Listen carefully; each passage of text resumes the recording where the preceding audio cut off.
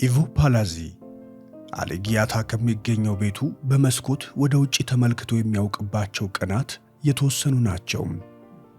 አንድ ቀን ታዲያ በመስኮት አሻግሮ ሲያይ አንድ የሚያስፈራ ነገርን ተመለከተ።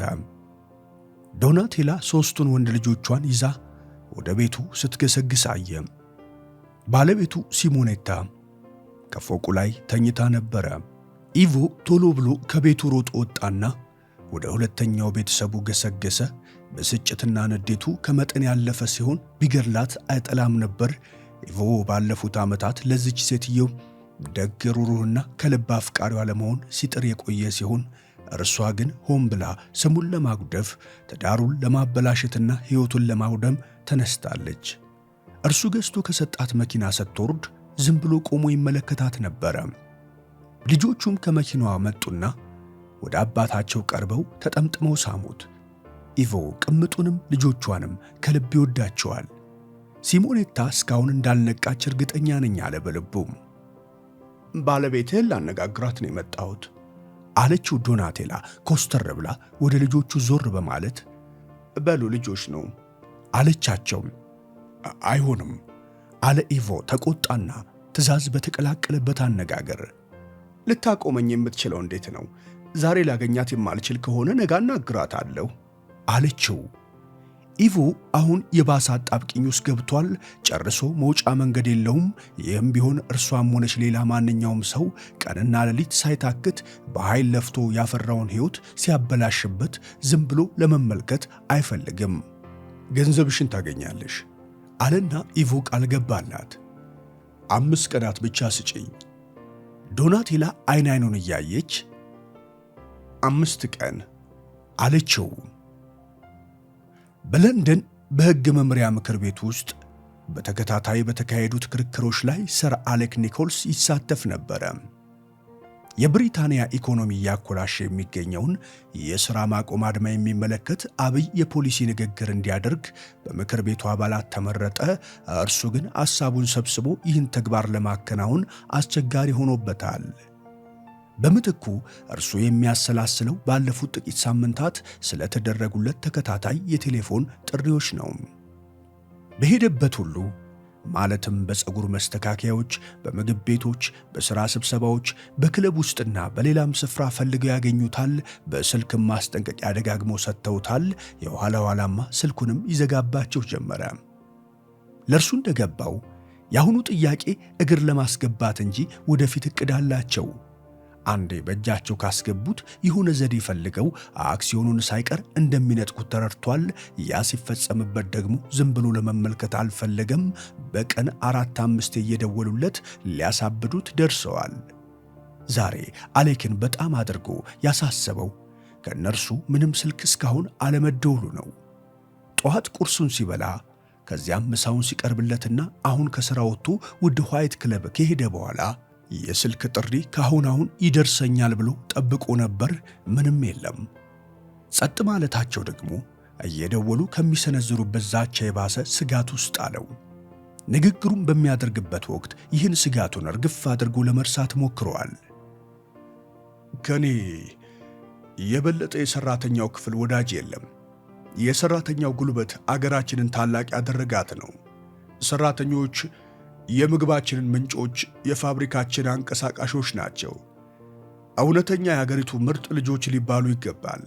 ብሪታንያ ቀጥ ብላ ከሌሎች ሀገሮች ልቃና ጠንክራ እንድትገኝ ያደረጓት የጀርባ አጥንቶች የሀገሪቱ ሰራተኞች ናቸው አልና ሰር አሌክ ንግግሩን ቆም አደረገ። በመቀጠል ሆኖም በማናቸውም ሀገር ውስጥ የተወሰነ መስዋዕትነት እንዲከፈል የሚጠየቅበት ወቅትም አለ ብሎ ተናገረ። ድምፁን ከፍ አድርጎ ነበር ንግግሩን ያሰማው። በዚህ ንግግሩና በምክር ቤት ውስጥ በተሰጠው ክብር አሁን አሳዳጆቹ ፍርሃት የሚያድርባቸው መስሎ ተሰማው። እኔ የሰርነት ማዕረግ ያለኝ የተከበርኩ ሰው ነኝ። ገፋ ብለው ቢመጡ ምን ያደርጉኛል ብሎ ራሱን ጠየቀ። ምናልባት ሁለተኛ ላይደውሉለት ይችላሉ። ካሁን በኋላ በሰላም እንድኖር ይተውኛል ብሎ ገመተ። ይህንኑ እያሰላሰለ ንግግሩን ፈጸመ። ንግግሩን ካደረገበት መድረክ ወርዶ ወደ መቀመጫው ሲሄድ አንድ መልእክተኛ መጥቶ ሰር አሌክ መልእክት ይዤልዎታለሁ ብሎ ነገረው። አሌክ ዞር ብሎ አቤት። በአስቸኳይ ወደ ቤት እንዲሄዱ ተጠይቀዋል። አንድ የደረሰ አደጋ አለ አለው መልእክተኛው። አሌክ እቤቱ ሲደርስ ቪቪያንን ተሸክመው ወደ አምቡላንስ ያስገቧት ተመለከተ። ዶክተሩ ካጠገቧ ተቀምጧል። አሌክ መኪናውን በኃይል አቆምና ዘሎ በመውጣት ወደ አምቡላንሱ ሮጠ። ቪቪያን ሕሊናዋን ስታ እንደተኛች ተመለከተና ወደ ዶክተሩ ዞር ብሎ ምን ተፈጸመ ብሎ ጠየቀው። ዶክተሩ ተስፋ በቆረጠ አነጋገር እኔ አላወቅኩም ሰር አሌክ፣ አደጋ መድረሱን የሚገልጽ ተደጋጋሚ ጥሪ ደረሰኝ። ሮጬ እዚህ ስደርስ እመቤት ኒኮልስ በመኝታ ቤቷ ወለል ላይ ተዘርራ አገኘኋት። ጉልበቷ በወለሉ ላይ በሚስማር ተቸንክሮ ነበረ አለው። አሌክ አይኑን ጨፈነና ማቅለሽለሹ ትውከት እንዳያስከትልበት ለመቆጣጠር ይሞክር ጀመር። ሐሞቱ እንደ ቅርሻት ሆኖ ጉሮሮ ሲደርስ ታውቆታል። የሚቻለንን እንግዲህ እናደርጋለን።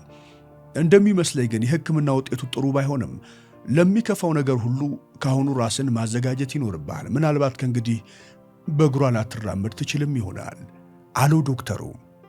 አሌክ መተንፈስ አቃተው።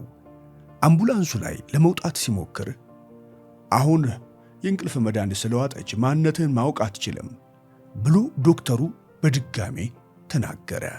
አሌክ ዶክተሩ ምን እንዳለው አልሰማም።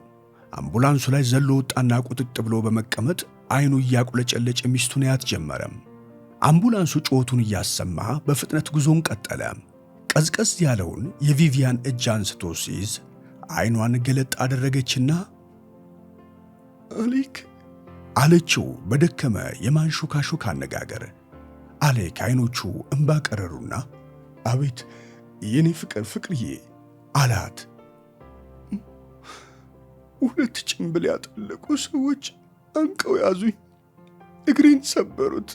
እንደገና ለመደነስ የምችል አይመስለኝም። ከእንግዲህ ሽባ መሆኔ ነው አሌክ። አሁን በቃ አልፈልገኝም አለችው ቪቪያን። አጎንብሶ ትከሻዋ ላይ ፊቱን አኖረና ስቅስቅ ብሎ አለቀሰ። በለቅሶ መሃል የቁጭትና የንዴት መንፈስ ቢያበግነውም እፎይ ተገላገልኩ የሚል ሐሳብም ኋላ ብልጭ አለለት። ቪቪያን በዚህ አይነት ሽባ ሆና ከቀረች ከእንግዲህ በእርሱ እጅ ስለምትወድቅ ወደ ሌላ ወንድ የመሄዱ ነገር ያከትማል። አሌክ ጉዳዩ በዚህ ብቻ እንደማያበቃ ገብቶታል። አሳዳጆቹ አሁንም የሚተዉት አልመሰለውም። ይህ ማስጠንቀቂያ ብቻ ነው። እነርሱን መገላገል የሚቻለው የጠየቁትን ነገር ብቻ ሲሰጣቸው ነው፣ ያውም በፍጥነት።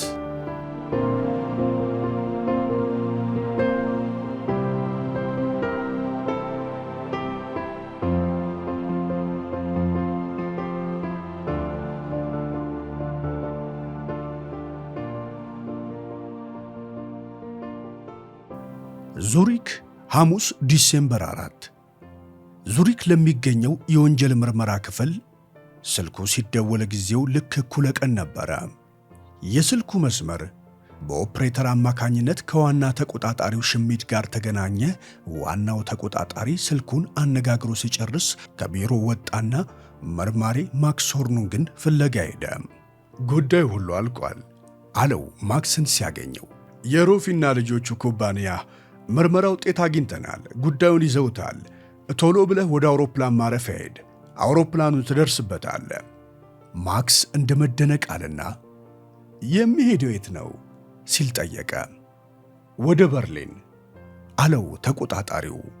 መልሶም ዋና ተቆጣጣሪ ሽሚድ ለኤልሳቤጥ ዊሊያምስ ደወለላትና የደወልኩት አንድ ጥሩ ዜና ላሰማሽ ነው አላት።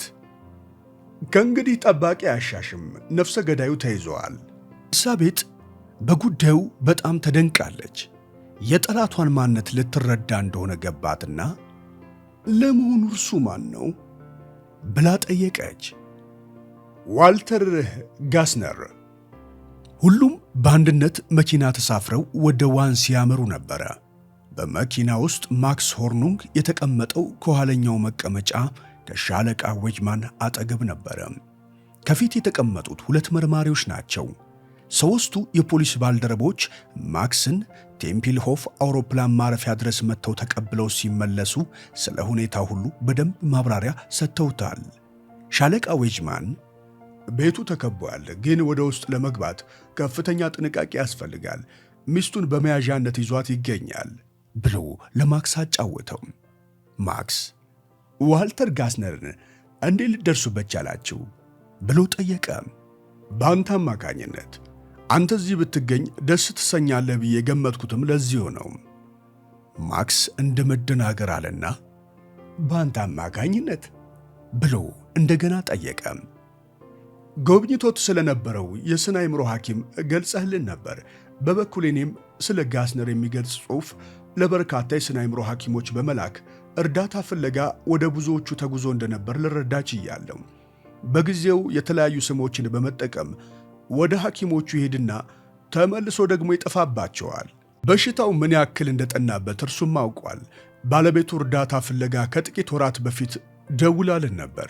ሆኖም አንድ መርማሪያችን ጉዳዩን እንዲከታተል ወደዚያ ልከነው ምንም የለም ብላ መልሰዋለች። አሁን መኪናቸው ወደ ቤቱ አካባቢ እየደረሰች መጣች። ዛሬ ጠዋት ፍራው ሜንድለር የተባለች የጽዳት ሠራተኛ ደውላልን ነበር። እንደነገረችን ባለፈው ሰኞ በሚስተር ጋስነር ቤት የጽዳት ሥራ ስታከናውን ሚስ ጋስነርን በቁልፍ ቀዳዳ ውስጥ አሾልቃ አነጋግራታለች። ሚስ ጋስነር ባሏ 2 ልጆቿን መግደሉንና እርሷንም ሊገድላት መዘጋጀቱን እንደገለጸችላት አጫወተችን አለ ሻለቃው። ማክስ በመገረም ይህ የሆነው ሰኞ ዕለት ነው? ሴትዮዋ ታዲያ እስከ ዛሬ ጠዋት አልደወለችላችሁም ነበር? አለ። ሚስ ሜንድለር ሰፊ የፖሊስ ሪከርድ አላት። ወደኛ ለመምጣት ፈራች። ትላንትና ማታ ለወንድ ጓደኛዋ ነገሩን አዋየችውና ሁለቱም ለፖሊስ ለመንገር ወስነው ዛሬ ጠዋት ደወለችልን ብሎ መለሰለት። አሁን ከስፍራው ደረሱ። መኪናዋ ከቤቱ ትንሽ ፈንጠር ብላ ቆመች። አንድ ፖሊስ ከሌላ መኪና ውስጥ ወጣና ወደ እነርሱ መጣም። አሁን ቤቱ ውስጥ ነው ሻለቃዬ፣ ዙሪያውን አስከብቤ እየጠበቅኩ ነው አለ። ሴትዮዋ እስካሁን በሕይወት ለመኖሯ አውቃቸዋል? ሰውየው አቅማማና አላወቅንም ጌታዬ፣ መስኮቶቹ ሁሉ ተጋርደዋል። እሺ በአፋጣኝ በጸጥታ እናድርገው፣ ሁሉንም ሰው አሰማራም፣ በ5 ደቂቃም። ሰውየው መመሪያውን ተቀብሎ ወደ ኋላ ተመለሰ። ሻለቃ ዌጅማን ከመኪና ውስጥ አንድ ትንሽ ዎኪ ቶኪ የመነጋገሪያ ሬዲዮ አወጣ። በመነጋገሪያው አማካኝነት ትዕዛዝ መስጠት ቀጠለ። ማክስ ሻለቃው ምን እንደሚል አልሰማም። በአንጻሩ እርሱ ያሰላሰል የነበረው ሻለቃ ዌጅማን ከጥቂት ደቂቃዎች በፊት ስለነገረው ነገር አንስቶ ነው። ይህ ለጊዜው ትርጉም የሌለው ይመስላል። ማክስ ሻለቃውንም ስለዚያ ጉዳይ በዝርዝር ለመጠየቅ ጊዜ አላገኘም። የሁሉም ሰው ትኩረት ወደ ጋስነር ቤት ሲሆን ዛፍና ቅርንጫፎቹን ተገን እያደረጉ ወደ ቤቱ መጠጋትም ጀመሩ። ሻለቃ ዌጅማን ወደ ኋላው ዞር አለና ትመጣለህ እንዴ ብሎ ጠየቀው። ለማክስ የወታደር ባታሊዮን የአትክልት ቦታውን የወረረው መስሎ ታየው። የፖሊስ አባላቱ ቀላልና መለስተኛ መሳሪያዎችን ይዘው ነበር። አንዳንዶቹም አስለቃሽ የመርዝ ጋዝ ይዘዋል። ኦፕሬሽኑ በተቀናጀ መልክ እንዲፈጸም አስፈላጊው ዝግጅት ተደርጓል። ከሻለቃ ዌጅማን ምልክት ሲሰጥ በቤቱ ምድር ቤትና ፎቅ መስኮቶች በኩል አስለቃሽ የጢስ ጋዝ ወደ ቤቱ ውስጥ ተወረወረ። ወዲያውኑ የጢስ መከላከያውን ያጠለቁ ሰዎች መዝጊያውን ሰብረው ወደ ውስጥ ገቡ። ከኋላቸው ሌሎች ፖሊሶች ተከተሏቸው። ማክስና ሻለቃ ዌጅማን በፊት ለፊት በኩል ወደ ውስጥ ሲገቡ ሳሎኑ በጭስ ተሸፍኖ ነበረ። ጭሱ ግን ከተከፈተው መስኮትና በር በኩል ወዲያውኑ ወጣም። 2 መርማሪዎች ጋስነርን እጁን በካቴና አስረው ይዘውት ወደ ሳሎን አመጡት። የለበሰው ፒጃማ ሲሆን ጺሙን አለመላጨቱ ከህመሙ ጋር ፊቱን በጣም አስፈሪ ፍጡር አስመስሎታል። ማክስ ጋስነርን ያየው ለመጀመሪያ ጊዜ ሲሆን ትኩር ብሎ ይመለከተው ነበረ። ይህ ፊቱ እውነተኛው ዋልተር ጋስነር ይህ ነው ብሎ ለማመን አስቸግሮታል። በኮምፒውተሩ አማካኝነት ያወቀው ጋስነር ይህን አይመስልም። ሻለቃ ዌጅማን ሚስተር ጋስነር በቁጥጥር ስር ውለሃል፣ ባለቤትስ ሴት ናት ብሎ ጠየቀ። ዋልተር ጋስነር በጎረነነ ድምፅ እዚህ የለችም፣ እሄዳለች እኔ አለ። ከፎቁ ላይ በር በኃይል ሲከፈት ተሰማ። ከጥቂት ደቂቃዎች በኋላ አንድ መርማሪ ተጣራና አግኝቻታለሁ፣ በመኝታ ቤቷ ውስጥ ተዘግቶባት ነበር አለ። መርማሪውም መቆም አቅቶት የምትንገዳገደውንና ጋስነርን ደግፎ ይዟት ወደ ታች ወረደ። የአና ፀጉር ተንጨፋሯል፣ ፊቷ አመድ መስሏል።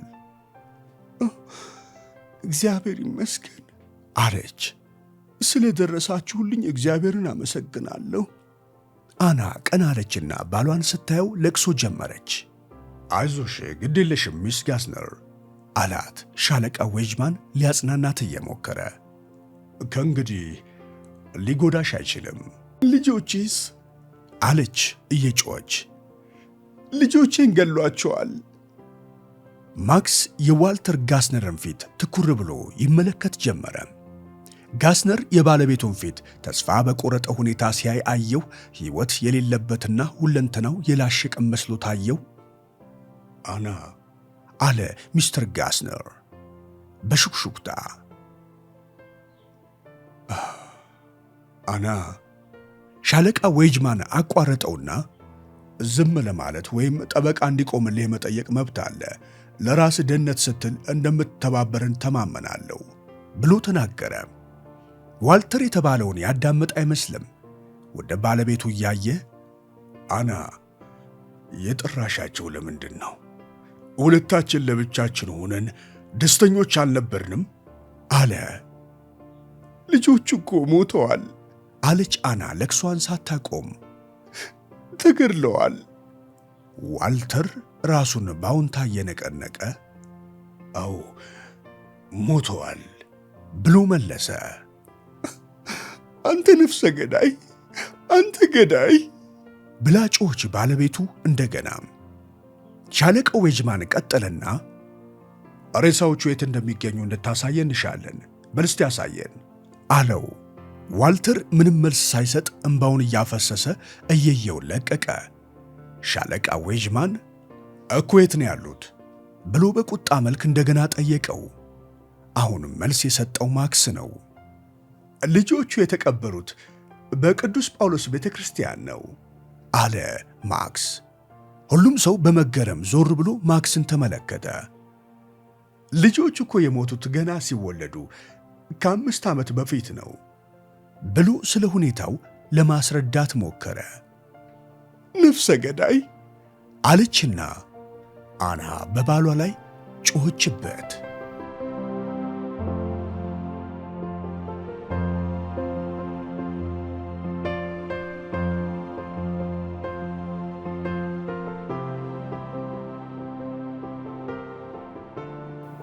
ዙሪክ ሐሙስ ዲሴምበር 4 2 ሰዓት ከምሽቱ። የክረምቱ ብርድ ምሽቱን የበለጠ እንዲቀዘቅዝ አድርጎታል። በረዶም አልፎ አልፎ የወረደ ሲሆን ንፋሱን በኃይል ይነፍሳል። ከሮፊና ከልጆቹ ኩባንያ ባዶ የአስተዳደር ቢሮ ውስጥ የሚበሩ መብራቶች ከውጭ ከሰፈነው ጨለማ ጋር ሲነጻጸሩ በጉም ተጋርዳ የደበዘዘች ጨረቃ ይመስላሉ። ኤልሳቤጥ ቢሮዋ ውስጥ ብቻዋን አምሽታ በመስራት ሪስ ለስብሰባ ከሄደበት ጄኔቫ እስኪመለስም ተጠብቀው ነበረ። ቶሎ ብሎ በተመለሰላት ደስታውን አትችለውም። አብዛኞቹ ሰራተኞች ከህንፃው ወጥተው ወደ ቤታቸው ከሄዱ ቆይተዋል። የኤልሳቤጥ ሐሳብ አልሰበሰብ ስላላት ትኩረት በማጣት ተቁነጠነጠች። የዋልተርና የአና ነገር ካይምሮዋ አልወጣለ። ለመጀመሪያ ጊዜ ዋልተርን ስትተዋወቀው ወጣትና ውበት የተሞላበት ቁመናው ያማረ እንደነበር አስታወሰች። ያኔም ያና ፍቅር እንዴት ያመናቅረው እንደነበር ትዝ አላት። ምናልባት እንደዚያ የሆነው ለማስመሰል ይሆን? እስካሁን ለተፈጸሙት በጣም አሳዘኝና አሰቃቂ ድርጊቶች ኃላፊው ዋልተር ነው ብሎ ለማመን ያስቸግራል። በተለይ የአና ሁኔታ ክፉኛ ሳዘናት። ብዙ ጊዜ ደጋግማ ልደውላት ሞክራ ነበር፣ ግን ስልኩን የሚያነሳ ማንም ሰው አልነበረም። ወደ በርሊን በመሄድም ልታጽናናት አሰበች። በዚህ መካከል የቴሌፎን ጥሪ ተሰማና ከጥልቅ ሐሳቧ አባነናት። የስልኩን እጀታ ስታነሳ የደወለላት አሌክ መሆኑን ተረዳች። ኤልሳቤጥ ድምፁን በመስማቷ ተደሰተች። ስለ ዋልተር ሰማሽ ብሎ አሌክ ጠየቃት። አዎ በጣም አስደንጋጭ ነው፣ ለማመን አስቸግሮኛል። አትመኝ ኤልሳቤጥ።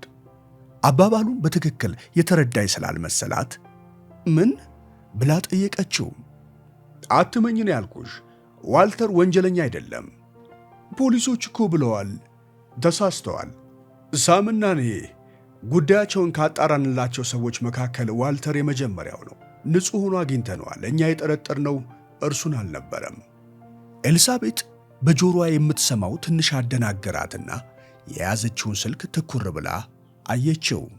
እኛ የጠረጠርነው እርሱን አልነበረም የሚለው ቃል ደግሞ ጆሮዋ ላይ አንቃጨለም።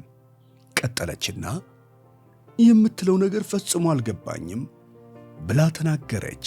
አሌክ እንደማመንታታልና ይህን በቴሌፎን ለመናገር ያስቸግራል፣ ሆኖም ለብቻሽ ላናግርሽ የምችልበት ዕድልን አጋጣሚ አላገኘውም አለ። ስለምን ጉዳይ ልታናግረኝ ነበር ብላ ኤልሳቤጥ ደግማ ጠየቀች። ላለፉት ዓመታት አለ አሌክ፣ የሆነ ሰው በኩባንያው ላይ አሻጥር ሲፈጽም ቆይቷል። በደቡብ አሜሪካ ከሚገኙ ፋብሪካዎቻችን በአንዱ ላይ ፍንዳታ ደርሷል። የፓቴንት ስርቆት ተፈጽሟል። አደገኛ መድኃኒቶች የተሳሳተ መግለጫ ተለጥፎባቸው ለገበያ ቀርበዋል። ለእነኚህ ሁሉ በዝርዝር ለመነጋገር አሁን ጊዜ የለንም። እኔው ወደ ሳም በመሄድ አንድ የውጭ መርማሪ ድርጅት ቀጥረን ይህን ሁሉ በሚፈጽመው ሰው ላይ ክትትል እንድናደርግ ሐሳብ አቅርቤለት ነበር። ስለ ጉዳዩም ከማንም ጋር ላለመወያየት ተስማምተናል ሲል ነገራት። አሁን ኤልሳቤጥ መሬት ዙረቷን ያቆመችና ጊዜም ወደፊት መሄዷን ትታ ቀጥ ብላ የቀረች መስሎ ተሰማት። አንድ ነገር መላ አካሏን ወረራት። በቴሌፎን ውስጥ የሚያናግራት አሌክ ቢሆንም ኤልሳቤጥን ድምፁ የሪስ መስሎ ተሰማት። ሪስ ቀደም ሲል አንድ ሰው በሩፊና በልጆቹ ኩባንያ ላይ ተንኮል ይፈጽማል። ሁኔታው በጣም በረቀቀ ስልት ስለሚፈጸም ነገሩ በአጋጣሚ የደረሰ ተከታታይ ድንገተኛ አደጋ ይመስላል። ሆኖም እኔ ነገሩን የተቀነባበረ መሆኑን ተገነዘብኩና ሁኔታውን ለሳም አዋይቸው የውጭ መርማሪ ድርጅት ቀጥረን ለማስመርመር አብረን ሄድን ሲል የነገራት ትዝ አላት። አሌክ በስልክ ንግግሩን በመቀጠል መርማሪው ድርጅት ምርመራውን አጠናቀቀና ያቀረበውን ዘገባ ሳም ይዞት ወደ ቻሞኔክስ ተጉዞ ነበር። ስለ ሁኔታው በስልክ ተወያይተን ነበረ። ኤልሳቤጥ አሁን የሪስ ድምፅ መልሶ መጣባት። ሳም ስለ ጉዳዩ አብረን ወደ ቻሞኔክስ ሄደን እንወያይ ብሎ ጠየቀኝ። ተንኮሉን የሚፈጽመው ሰው ግን ማን እንደሆነ እስኪታወቅ ድረስ ነገሩን በሁለታችን መካከል በሚስጥር ለመያዝ ተስማማን የሚለው ቃል አስታወሳት። ኤልሳቤጥ አሁን መተንፈስ እስኪያቅታት ድረስ ተጨንቃለች። በምትናገርበትም ጊዜ ድምጿ እየተንቀጠቀጠ ቢያስቸግራትም ተቆጣጥራው ጤነኛ መሆኗን ለማሳየት ጥራለች። ቀጠለችና አሌክ ስለ ዘገባው ካንተና ከሳም ሌላ የሚያውቅ ማን ነበር ብላ ጠየቀች። ማንም አያውቅም። ነገሩ ሁሉ እዚህ ላይ ይጠቃልላል። እንደ ሳም አተረጓጎም ዘገባው ጥፋተኛው ማንም ይሁን ማን በኩባንያው ከፍተኛ አመራር ቦታ ላይ ያለ ሰው ነው ብሏል ብሎ መለሰ። በከፍተኛ አመራር ቦታ? ሪስም መርማሪው ጉዳዩን እስካፍረጠረጠበት ደቂቃ ድረስ ከሳም ጋር በቻሞኔክስ እንደነበረ አልተናገረም። ዝግ ባለ አነጋገር ምናልባት ሳም ስለ ጉዳዩ ሪስን አጫውቶት ይሆን ብላ ጠየቀች። አላጫወተውም። ለምንስ ያጫውተዋል? ሪስ በዘገባ ውስጥ ያለውን ፍሬ ሐሳብ ለማወቅ የሚችልበት ዘዴ አንድ ብቻ ነው፣ ስርቆት ይሆናል። ወደ ቻሞኔክስ የሄደበትም አንድ ምክንያት ይኖረዋል የሚል ሐሳብ በአይምሮ አመጣ። መልሱን ለራሷ ስትሰጥ ሳምን ለመግደል ከሚል መደምደሚያ ደረሰች። ኤልሳቤጥ አሌክ ያላትን ሌላውን ነገር አላዳመጠችም። ስልኩን ይዛ መቆየት ተሳናትና ወርውራ ዘጋችው። አሁን ጭንቅላቷ ተበጠበጠ። ብዙ ሐሳቦች በአይምሯ ውስጥ እየተመላለሱ ረበሿት። የጂፑ አደጋ በደረሰባት ወቅት በሳርዲና ቤቷ እንደምትቆይ የሚገልጽ መልእክት ለሪስ ትታ ነበረ። በአሳንሰር በተጋጨችበት ምሽት ሪስ በቦርድ ስብሰባው ላይ ባይኖርም እርሷና ኬት በኋላ ብቻቸውን ሲሰሩ ወደ ቢሮ ብቅ ብለዋል። የምረዳችሁ ነገር ይኖራል ብዬ በማሰብ ያለው ቃሉም ትዝ አላት። ብዙም ሳይቆይ ወጥቶ ሄደ። እርሱ ይሆን? ሰውነቷ አሁን መንቀጥቀጥ ጀመረ። ምናልባት ግምቱ በጣም ከፍተኛ ስህተት ይሆናል። ሪስም ላይሆን ይችላል። አይምሮዋ በሐሳብ ተበጠበጠ። ኤልሳቤጥ ከመቀመጫዋ ላይ ተነሳችና እየተንገዳገደች ወደ ሪስ ቢሮ አመራች። ክፍሉ ጨለማ ነው። መብራቱን አበራችና ቢሮውን ዙሪያውን ባይኗ ቃኘችው። የምትፈልገው ሪስን ወንጀለኛ የሚያደርገውን መረጃ ሳይሆን ሪስ ከተጠረጠረበት ጥፋት ነፃ ሊወጣ የሚችልበትን ነገር ነው። እንደዚያ የምትወደው ሰው በብብቱ ስር አቅፎ ፍቅር ያቀመሳትን ጎልማሳ ሳልጠረጥረው ይገድለኛል ብላ ለማመን ቸገራት። ጠረጴዛ ላይ የቀጠሮ ማስፈሪያ ማስታወሻ ደብተር ተቀምጦ አየች። ማስታወሻውን አነሳችና ወደ ኋላ የገለጠች የሴፕቴምበር ወር ወደሚያሳየው ገጽ ደረሰች። በሳምንት መጨረሻ የጂፕ አደጋ በደረሰባት ወቅት በማስታወሻው ላይ ሪስ በናይሮቢ እንደነበር ሰፍሯል። በእርግጥ ወደ ናይሮቢ ለመሄዱ ፓስፖርቱን ተመልክታ ለማረጋገጥ ማሰበች። ፓስፖርቱን ለመፈለግ የጠረጴዛ ኪሱን ለመክፈት ሞከረች። አፈጻጸሟ ግን ስህተት እንደሆነ እየተሰማት መጣ። የጠረጴዛው የመጨረሻ ኪስ ተቆልፏል። ኤልሳቤጥን አንድ ሐሳብ መጣባትና ላለመድገም አመነታች። የጠረጴዛውን ኪስ የመስበር መብት እንደሌላትም ተገነዘበች። በእርግጥ ይህ አሰራር ተወስኖ ለግለሰብ የተሰጠውን የመብት ገደብ ጥሶ ማለፍ ነው። ይህን የፈጸመችው እርሷ መሆኗን ሪስ ሲያውቅ ለምን እንዲህ እንዳደረገች በኋላ ለእርሱ ማስረዳት ሊኖርባት ነው። የፖስታ መክፈቻ አንስታ የጠረጴዛውን ኪስ ፈለቀቀችና ከፈተችው። በጠረጴዛ ውስጥ በርከት ያሉ ወረቀቶች ነበሩ። ወረቀቶቹን አንድ ባንድ አንስታ ወጣቻቸው። አድራሻው ለሪስ ዊሊያምስ የሚል የሴት እጅ ጽሑፍ ያለበት አንድ ፖስታ አየች። ኤንቨሎፑ የፖስታ ቤት ማህተም ያለበት ሲሆን ማህተሙ ፖስታው የተላከው ከፓሪስ መሆኑን ይገልጻል። ኤልሳቤጥ ትንሽ አመነታችና ፖስታውን ከፈተችው። ደብዳቤው የተጻፈው ከሄለን ነው። ሲጀምር ፍቅሬ በስልክ ላገኝ ሞክሬ ነበር። ቶሎ ተገናኝተን የጋራ ዕቅዳችንን የመንደፉን ተግባር በጣም አጣዳፊ ነው ይላል። ኤልሳቤጥ ደብዳቤውን አንብባ አልጨረሰችውም። እዚያው ኪስ ውስጥ የተሰረቀውን ዘገባም አየችው። ሚስተር ሳምሮፊ፣ ሚስጥር፣ ያለ ኮፒ የተሰራ። ቤቱ የሚዞርባት መስሎ ተሰማትና መቆም ስላቃታት የጠረጴዛውን ጠርዝ ያዘች። አይኗን ጨፍና ማዞሩ እስኪያልፍላት እዚያው ለመቆም ተገደደች። የገዳዋ ገጽታ አሁን ይፋ ወጥቷል። ገጽታውም የባሏ ነው። በቤቱ ውስጥ የሰፈነው ጸጥታ ከሩቅ በሚሰማው የስልክ ጥሪ ተቋረጠ። ስልኩ ከየትኛው ክፍል እንደሚደወል ለይቶ መገንዘብ ኤልሳቤጥን ትንሽ ጊዜ ወስዶባታል። ቀስ ብላ ወደ ቢሮ አመራችና የስልኩን እጀታ አነሳችው። ከምድር ቤት ያለው ዘበኛ ነበር የደወለው። እስካሁን ቢሮ መሆኑን ለማረጋገጥ ነው ሚስ ዊሊያምስ። ሚስተር ዊሊያምስ ወደ ቢሮ እየመጡ ናቸው። ሌላ አደጋ ለመፍጠር አለች በሐሳቧ። አሁን የሪስን ፊት ለማየት አስጠላት። ምንም ነገር እንደሌላ አስመስሎ ለመታየት አልቻለችም። አሁንማ ልክ እንዳያት ምን እንዳሰበች በደንብ ሊያውቅባት ይችላል። ከመቅጽበት ቦርሷንና ኮቷን አነሳችና ሮጣ ከቢሮዋ ወጣች። ቆም አለች። አንድ የረሳችው ነገር ነበረ። ፓስፖርቷን አልያዘችም። ሪስ ሊያገኛት ወደማይችልበት ራቅ ወዳለ ስፍራ ለመሄድ አስባለች። ተጣድፋ ወደ ቢሮዋ ገባችና ወደ ጠረጴዛዋ አመራች። ፓስፖርቱን ፈልጋ አገኘችና እንደገና ሮጣ ወደ ኮሪደሩ ተመለሰች። ልቧ ሊፈነዳ የደረሰ ይመስል ትርታው በኃይል ይሰማል። የግሉ አሳንሰር ወደ ላይ የመጣ መሆኑን የመብራት ምልክት ያሳያል። መብራቱ 8፣ 9፣ 10 እያበራ አሻቀበ።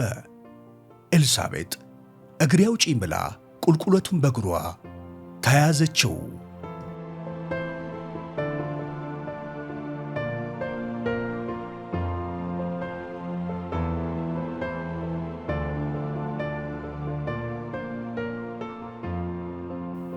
በሲቬታ ቫቺያና በሳርዲና መካከል መንገደኞችንና አውቶሞቢሎችን የሚያጓጉዝ ጀልባ ይመስላል። ኤልሳቤጥ ከሌሎች በርካታ መንገደኞች ጋር በዚህ ጀልባ ተሳፍራ ወደ ሳርዲና ጉዞዋን ጀመረች። ማንም ሰው ያልተከተላት ለመሆኑ እርግጠኛ ብትሆንም አንድ የማታውቀው ፍርሃቷ ግን ሰውነቷ ሁሉ ወሮታል። ሪስ ማንም ሰው ሊያቆመው ከሚችለው አልፎ አሁን ብዙ መንገድ ተጉዟል። እሱን ልታጋልጠው የምትችለው ኤልሳቤጥ ብቻ ናት። እርሱ በበኩሉ ሊያስወግዳት መጣሩ አይቀርም። ኤልሳቤጥ ቢሮዋ ከሚገኝበት ሕንፃ ስትወጣ ወዴት ለመሄድ እንዳሰበች አታውቅም ነበር። በጊዜው ሐሳቧ የመጣው ቶሎ ብሎ ከዙሪክ ከተማ መውጣትና አንድ የሆነ ቦታ መደበቅ ነው። ሪስ በቁጥጥር ስር እስከዋላት ድረስ ግን ደህንነቷ ተጠብቋል ለማለት አስቸጋሪ ነው። ወዴት ብሄድ ይሻለኛል ብላ ስታስብ በሐሳቧ መጀመሪያ የመጣላት ስፍራ ሳርዲና ነው። ወደ መርከብ መሳፈሪያው ቦታ የመጣችው መኪና ተከራይታ ነው። በመንገድ ላይ መኪናውን አቁማ ወደ ሕዝብ ቴሌፎኑ በመሄድ ለአሌክ ለመደወል ሞከረችና ቢሮ ስላልነበር አላገኘችውም። በሳርዲና ወደሚገኘው ቪላ ስልክ እንዲደውሉላት መልእክት ተወችለት። መርማሪ ማክስ ሆርኑን ግን በስልክ ለማግኘት ሞክራ ስላቃታት ተመሳሳይ መልእክት ለሱም አቆየችለት። አሁን ሳርዲና ወደሚገኘው ቪላ ሄዳ እዚያው ለመቆየት ብትፈልግም ወደዚያ የምትሄደው ብቻዋን ሳይሆን ፖሊሶች ተከትለው መጥተው ጥበቃ እንዲያደርጉላት ፈለገች። ጀልባው እርሷንና መኪናዋን እንደጫነ ከኦሊቪያ ሲደርስ የኤልሳቤጥ ወደ ፖሊስ ጣቢያ መሄድ አስፈላጊ አልሆነም።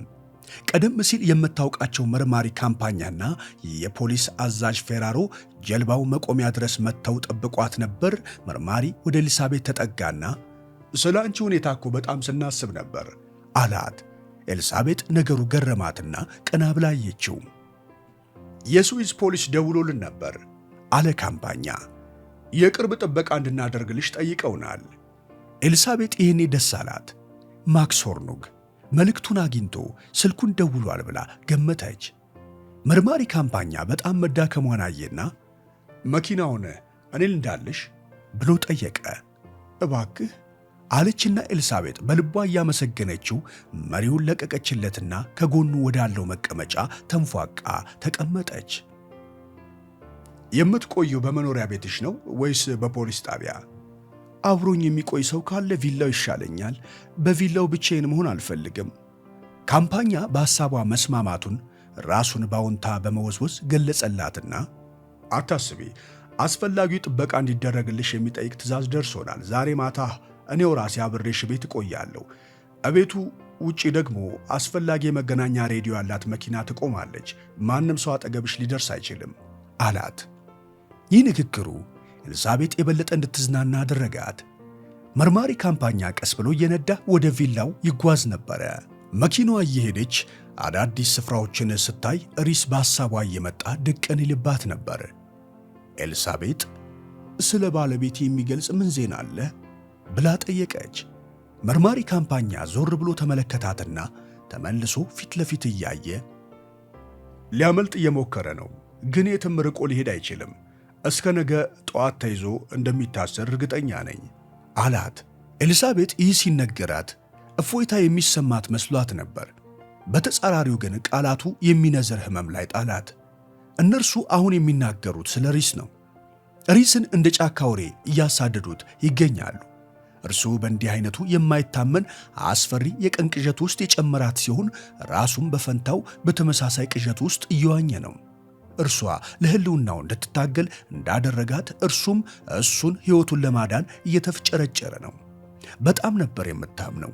ደግነቱና ሩሩነቱ እጅግ አድርጋ ታደንቀው ነበረ። ጨዋነቱን እያወደሰች ፍቅሩንም ገና መመገብ ትጀምር ነበረ። ይህ የደረሰባት በዚህ ጊዜ ነው። ነገሩን ስታስታውሰው መላ ሰውነቷን አንቀጠቀጣት። መርማሪ ካምፓኛ ምን ነው በረደሽ እንዴ ብሎ ጠየቃት። አይ ደህና ነኝ ብላ መለሰች ውሸቷን። አተኮሳት። ሞቃቱ ነፋስ እያፏጨ ወዳለችበት መኪና ሲገባ ቀልቧን ሊነሳት ተቃረበ። መርማሪ ካምፓኛ ሌሊቱን ሲሮኮ አውሎ ነፋስ ሳይነሳና ሳይረብሸን አይቀርም ብሎ እስከነገራት ድረስ የእርሷ ስሜት ከሕመሟ የመነጨ መስሏት ነበር። ኤልሳቤጥ ምን ማለቱ እንደሆነ የተረዳችው ሲሮኮ የተባለው አውሎ ነፋስ ሰውና እንስሳን ቀልብ ሊነሳ እንደሚችል በመረዳቷ ነው። ይህ ነፋስ የሚነሳው ከሳህራ በረሃ ሲሆን ሞቃት፣ ደረቅና አሸዋ ያዘለ ነው። ፉጨቱም ከመስላቱ የተነሳ ነርቭ ስለሚነካ በሚነፍስበት ወቅት ወንጀል ያይላል። ዳኞችም በወንጀለኞች ላይ አይጠብቁባቸውም። ከአንድ ሰዓት በኋላ ላይን ደብዘዝ ማለት ሲጀምር ወደ ቪላው ተቃረቡ። መርማሪው መኪናውን እቤቱ ደጃፍ አቆምና ወርዶ በመዞር ኤልሳቤጥ በተቀመጠችበት በኩል ያለውን በር ከፈተ። ከአጠገቤ ብዙም አትራቂ ሚስ ዊሊያምስ አለ።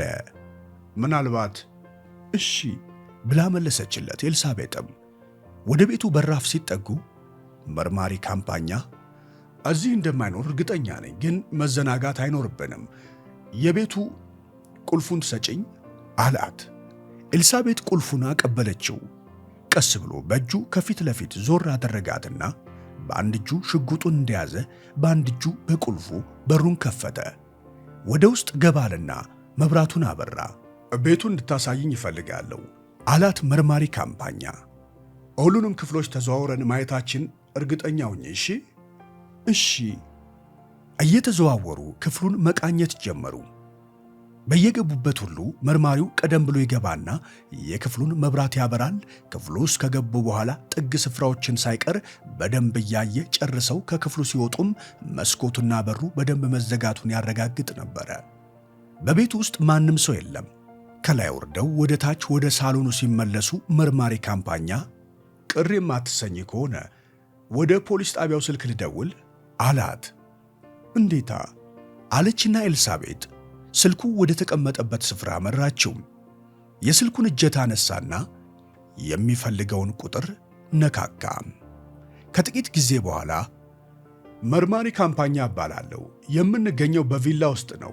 ዛሬ ምሽቱን ስጠብቅ እዚሁ አድራለሁ። የፖሊስ መኪናን በትልኩልኝ አይከፋም ብሎ ከስልኩ ውስጥ የሚነገረውን ጥቂት ቃላት እያዳመጠ ደህና ናት፣ ትንሽ ብቻ ደክሟታል፣ በኋላ መልሼ እደውላለሁ አለና ስልኩን ዘጋው። ኤልሳቤጥ ወንበር ላይ ተዝናንታ ተቀምጣለች። ትንሽ ውጥረትና የመረበሽ ስሜት ይሰማታል። ነገ የባሰ ከባሰም የባሰ እንደሚሆን ይሰማት ነበረ። እርሷ ምንም አይደርስባትም። ሪስ ግን ይህኔ ታስሯል ወይም ሞቷል። ምንም ይበድላት ምን? ለእርሱ ግን እስራትና ሞትን አትመኝለትም። መርማሪ ካምፓኛ ዝም ብሎ ይመለከታት ነበር። እርሱም ሁኔታው ያሳሰበው መስሎ መታየት ይፈልጋል። ቡና አምሮኛል አላትና አንቺስ ትፈልጊያለሽ ብሎ ጠየቃት። ራሷን ባውንታ ነቀነቀችና ቆይ እኔ አፈላለሁ ብላ ከተቀመጠችበት ተነሳች። ባለሽበት ቁጭ በይ ሚስ ዊሊያምስ፣ ሚስቴን የማፈላው ቡና ስለምታደንቅ እኔ አፍልቻ ጠጣሻለሁ አላት። ኤልሳቤጥ በግድ ፈገግ አለችና አመሰግናለሁ በማለት ተመልሳ ቁጭ አለች። አሁን አንድ ሐሳብ ባይምሮዋ ብልጭ አለ። ይህ ሐሳብ አሁን ጎልቶ ይታያት እንጂ ከአሌክ ጋር የስልክ ውይይት ሲያደርጉም ይህ ስሜት በትንሹ በውስጧ ተቀርጾ ነበር። ምናልባት ሪስ የተጠረጠረውና ጥፋተኛ ነው የተባለው በስህተት ሊሆን ይችላል ብላ ገመተች። ከቢሮዋ ሮጣ ወጥታ ወደዚህ ስትሸሽ እንኳ ይህ ሰው እንዴት ይህን ሁሉ ወንጀል በእኔ ላይ ይፈጽማል? አባቴን መግደል፣ ከዚያ እኔን ማፍቀር፣ አሁን ደግሞ እኔኑ ለመግደል መሞከር ጨርሶ አያደርገውም የሚል ተስፋ በልቦኗ ማንቀለቀሏን ቀጠለች። ግን መርማሪ ካምፓኛ በመሸሽ ላይ ነው፣ ሆኖም ሊያመልጥ አይችልም፣ እስከ ነገ ጠዋት ተይዞ ይታሰራል ብሎ ሲናገር በእርሱ ላይ የነበራት ተስፋ ሁሉ ጨለመ። ሆኖም ነገሩን ከጭንቅላቷ ጨርሳ ልታወጣው አልቻለችም። ነገር ግን ደግሞ ከዚህ ውጪ ሌላ ነገር ማሰብ አልቻለችም። ሪስ ኩባንያውን ጠቅልሎ ለመያዝ ካሰበ ምን ያክል ጊዜ ሆኖት ይሆን? ምናልባት ያችን ብቸኛ ማራኪ የ15 ዓመት ወጣት ልጃገረድ ስዊዝ ከሚገኝ አዳሪ ትምህርት ቤት ካገኛት ጊዜ ጀምሮ ሊሆን ይችላል። ያን ጊዜ መሆን አለበት ሳምን በልጁ አማካኝነት በሾኬ ሊጠልፈው የወሰነው። ምን ያክል ቀላል ሆኖለት ነበር። ልጅቷን ማክሲም ወስዶ ሲጋብዛት፣ ከረጅም ዓመታት በጓደኝነት ሲያወጋት፣ ፍቅር ሲያሳያት፣ አይ የማይታመነው ፍቅር ታጋሽ ሆኗል። ክብረ ንጽሕናዋን እስክታጣ መጠበቁ ትልቅ እንቆቅልሽ ነበረ። እንዲያውም ሪስ አላሽኮረመማትም። በተገላቢጦሽ እርሷ ነበረች ያሽኮረመመችው። በልቡ ምን ያክል ስቆባት ይሆን? እርሱና ሄለን በሾኬ ተመሳጥረው ይሆን? ኤልሳቤጥ ታሰላስል ነበረ። እናም አሁን ሪስ የት ይገኝ ይሆን ብላ አሰበች። ፖሊሶች ሲይዙት ይገድሉት ይሆን ብላም አሰበች። ራሷን መቆጣጠር በማትችልበት ሁኔታ እንባ ፈነቀላት። አለቀሰች። ሚስስ ዊሊያምስ አለ መርማሪ ካምፓኛ በስኒ የቀዳላትን ቡና ይዞ ካጠገቧ እንደቆመ። ይህን ጠጪ አላት። ደህና ትሆኛለሽ። እኔ አዝናለሁ አለች ኤልሳቤጥ ይቅርታ እየጠየቀች። ሌላ ጊዜ እኮ እንዲሆኝ አላውቅም። ኤልሳቤጥ ቡናውን ተቀብላ ፉታለችና አንድ ነገር እንደተጨመረበት ተረዳች። ትኩር ብላ ስታየው ፈገግ አለና ትንሽ ውስኪ ብጨምርበት ብርታት ይሰጥሻል ብዬ ነው አላት እየሳቀ። ከፊት ለፊቷ ካለው ወንበር ላይ ተቀምጦ የራሱን ቡና ጠጣ። አብሯት ቤት ውስጥ በመገኘቱና ብቸኛ ባለመሆኗ ደስ ብሏታል። እዚህ ቤት ውስጥ ለብቻ መቀመጡን በዚህ ሁኔታ ላይ ያለች የማትሞክረው ነው። ቢያንስ በሪስ ላይ የደረሰውን ነገር ማወቅ አለባት። በሕይወት ይኑር ወይም ይሙት እስክትረዳው ድረስ ቡናዋንም ጠጥታ ጨረሰች። መርማሪ ካምፓኛ ሰዓቱን አየና የፖሊስ መኪናው ይህኔ ሳይመጣ አይቀርም። ሌሊቱን በሙሉ ጥበቃ የሚያደርጉ 2 ፖሊሶችም ይመጣሉ። ታች ምድር ቤት መቆየት አለብኝ። በበኩሌ የምመክርሽ ወደ መኝታ ቤትሽ ሄደሽ ትንሽ እንድተኝ ነው። ኤልሳቤጥ እንደ መንዘፍዘፍ አለችና ልተኛ አልችልም ብላ ተናገረች። ይህን ብትልም ሰውነቷ ዝሎ እንቅልፍ ከጅሏታል። በመኪና የተጓዘችው ረጅም መንገድ ለረጅም ጊዜ በአይምሯ ውስጥ የተፈራረቀው ሐሳብና ጭንቀት ሰውነቷን እያዝለፈለፈው መጥቷል። ምናልባት ትንሽ ጋደምል ይሆናል አለች በልቧ። ይህን ሐሳቧን ግን አውጥታ ለመርማሪው አልነገረችውም። ኤልሳቤጥ አልጋዋ ላይ ተንጋላ እንቅልፍ እንዳይዛት ለራሷ ጋር ትታገል ነበረ። ሬስ በዚህ አይነት በመታደል ላይ ያለ የእርሷ መተኛ ትክክል መስሎ አልተሰማትም። በጣም ቀዝቃዛ በሆነና በጨለማ በተዋጠ ጎዳና ላይ በጥይት ተመቶ ሲወድቅ በሐሳበ ሕሊናዋ መጣባትና ነገሩ በጣም ዘገነናት። የተከደነውን አይኗን ሳይከደን እንዲቆይ ለማድረግ ሞከረች፣ ግን ከፍታ ለመቆየት ከበዳት። እንቅልፉ እያየለ መጣና ይዟት ጭልጥ አለ። በኋላ ግን አንድ ጩኸትና ለቅሶ ከእንቅልፏ ቀሰቀሳት።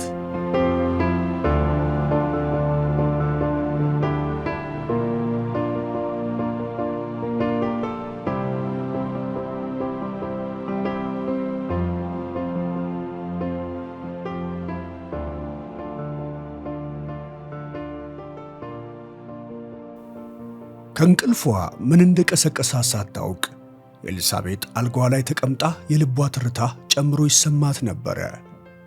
ቅድም የሰማችውን ድምፅ እንደገና አዳመጠች። አንድ ለቅሶ ከውጪ በመስኮት በኩል ይሰማል። ድምፁ በማጣጣር ላይ ያለ ሰው ድምፅ ይመስላል። ኤልሳቤጥ ካልጋው ላይ ወርዳ በመስኮት በኩል ወደ ውጪ ተመለከተች። በክረምቱ ጭጋግ የተሸፈነው የጨረቃ ብርሃን ውጪውን በደንብ ሊያሳያት አልቻለም። ተመልሳ አልጋዋ ላይ ቁጭ እንዳለች ድምፁ ደጋግሞ ይሰማት ነበር። ኤልሳቤጥ አሁን ድምፁ የማን እንደሆነ ለይታወቀች። ከባህሩ ጠለል በታች ራቅ ብሎ የውሃ ሞገድ በዋዲያት እንደሚፈላ ውሃ ይፍለቀለቃል። ጩኸቱ እንደገና ደጋግሞ መጣባትና ምን እንደሆነ ማወቀች። የሚጋጨው ድንጋይ ድምፅ ሲሮኮው እጅግ ገፍቶ ሞልቶ በመካከላቸው ይነፍስ ስለነበር ነይ ድረሽልኝ እያለ የሚጮህ የሪስ ድምፅ መስሎ ተሰማት።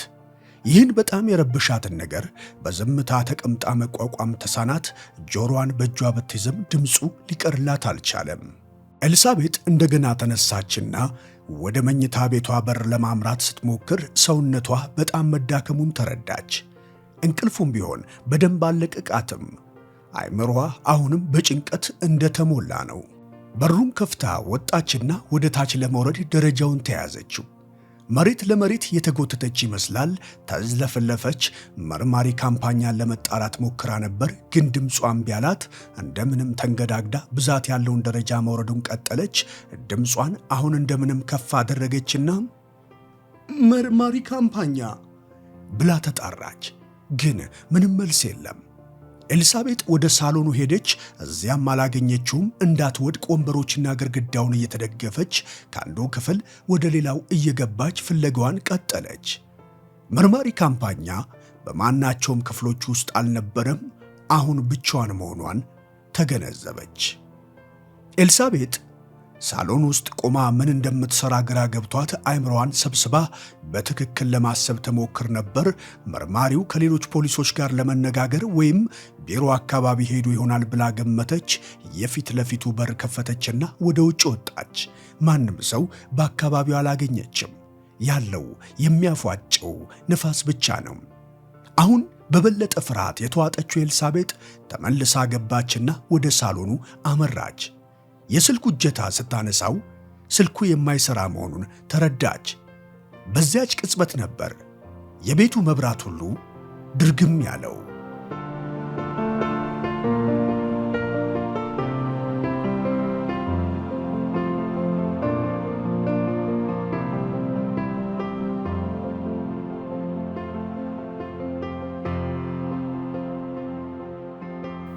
ለንደን በሚገኘው የዌስት ሚኒስቴር ሆስፒታል ቪቪያን ኒኮልስ ከህሊና መሳት ሕክምና አገግማ ከቀዶ ሕክምና ክፍል ወደ መኝታ ክፍሏ በባለ ሽክርክሪት ወሳንሳ ተገፍታ ተመልሳለች። ለቪቪያን የተደረገላት ቀዶ ሕክምና በጠቅላላው የፈጀው 8 ሰዓት ነው። የሆስፒታሉ ቀዶ አካሚዎች የሚቻላቸውን ሁሉ ቢያደርጉም ቪቪያን ተመልሳ እንደቀድሞ ያለምንም ችግር በእግሯ ልትሄድ አትችልም። ቪቪያን ህሊናዋን ከመሳት ስትነቃ የአሌክን ስም ደጋግማ በሹክሹክታ ጠራቸው። አሁን በጣም አድርጋ ፈልገዋለች። ካጠገቧ ሆኖ አሁንም የሚወዳት መሆኑን እንዲገልጽላት ጓግታለች። የሆስፒታሉ ሰራተኞች ግን አሌክ ያለበትን ሊያውቁ አልቻሉም። ዙሪክ የሚገኘው የወንጀል ክፍል ከአውስትራሊያ የኢንተርፖል ቅርንጫፍ ቢሮ የተላከ አንድ የቴሌግራም መልእክት ደርሶታል። በመልእክቱ መሠረት ለብልግና ተግባር ማንሽ የዋለው ፊልም ለሮፊና ልጆቹ ኩባንያ አገልግሎት የገዛው ሰው ስም ማንነቱ ታውቋል። ሰውየው ከ3 ቀን በፊት በልብ ድካም ህመም አርፈዋል። አስከሬኑም እስኪጋይ ተንጨርጭሮ አመዱ ለቤተሰቦቹ ተልኳል። የፊልሙን ግዢ በሚመለከት ኢንተርፖል ዝርዝር መረጃና መግለጫ እስካሁን ማግኘት አልቻለም። ተጨማሪ መመሪያ እየጠበቁ ነው። ዋልተር ጋስነር ከበርሊን ከተማ ውጭ ወደሚገኘው የአእምሮ ህሙማን ሆስፒታል ገብቷል።